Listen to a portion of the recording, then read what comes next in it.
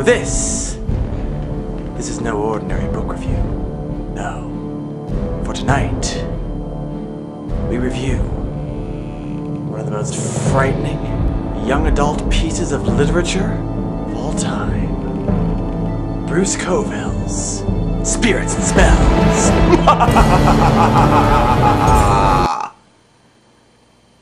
Okay, the fact that I'm in my pajamas kind of ruins the atmosphere, doesn't it? No.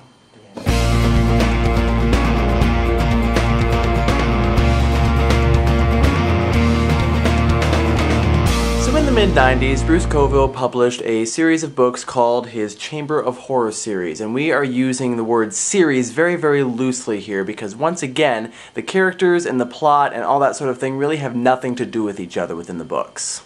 And in fact, this is even less of a series in that sense than the Magic Shop books because there's not even a mystical, magical shop to connect these stories. Literally the only connection between these four books is that they were spooky. Kind of extensions of the type of ghost stories that you would tell around the campfire, say. There were 4 of these books published, 2 of them made it onto the favorites list. This is the second one that he published, Spirits and Spells. It's interesting to note the subject matter of the books that made it onto the favorites list. I mean, we have a book about a demon-possessed amulet, a book about a role-playing game becoming real, a book about a possessed tarot deck, and a book about a ghost.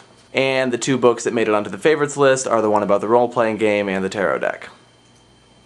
What can I say? So Spirits and Spells is a role-playing game along the same lines as Dungeons & Dragons and Magic the Gathering and that sort of thing. There are a few key differences, however. With this role-playing game, you don't make up your own characters. The characters are designed for you. The characters are this group of magicians who are trapped in a house, and there's a whole backstory and everything that I won't get into for this review, but it's a pretty intense and complicated game. Travis, an avid gamer, found this game and introduced it to his friends, and then decided that just to make it seem a little bit more real, they should put it in an actual spooky sort of house. So they find this old mansion that's been abandoned for years, but that he has a key for. They go into this house and they decide to play the game there. Now, one aspect of this game is that the characters have to find things throughout the house, and so in order to make this a little bit more real, Travis actually hides the items that they need to find. And as these 6 kids are progressing through the game, they find that the game is becoming progressively more and more real.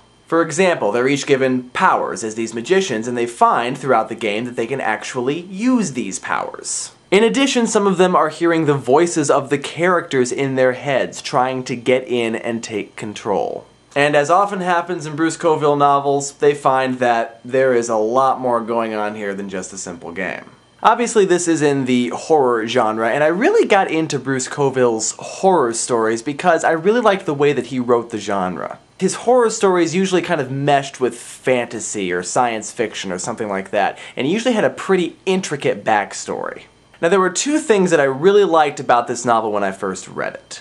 The first was the game. Now, I've never actually been a gamer, but it's certainly not for lack of interest, more lack of exposure. I never knew that these types of games existed, but I did enjoy playing games of the same sort, and I also enjoyed making up characters and creating things like that. And the second thing that I loved about this book was the house, which, of course, is haunted, and I love haunted houses. I think that's my favorite aspect of any horror story is a haunted house. If it's got a haunted house, I'm probably gonna love it. And it's no coincidence that many of my early stories that I wrote around this time were focused around haunted houses. Now, there's not quite as much to this novel as there is to some of his others. Part of that is because instead of having only 1 protagonist, there are actually 6, and the story is kind of spread out between them. And so we really don't get as much character development out of them. But that's not really the point of this story. The point of this story is to introduce us to these other characters, these backstory characters, and to kind of give us a glimpse at their history. And actually, as I was rereading it, I was kind of surprised that I was still really getting into the story. There are a lot of moments where you're reading it and you're thinking, okay, yeah, this is a novel written for 12 and 13-year-olds. But really, this is a pretty compelling story. It's got a creative premise, it's got great atmosphere, and it keeps you wanting to keep reading.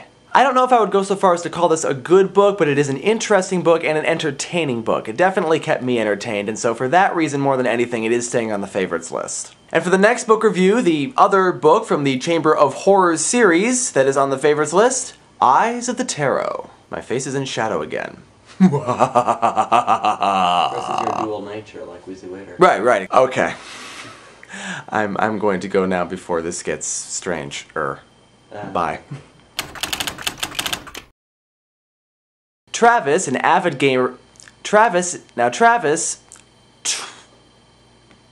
Words, sentences.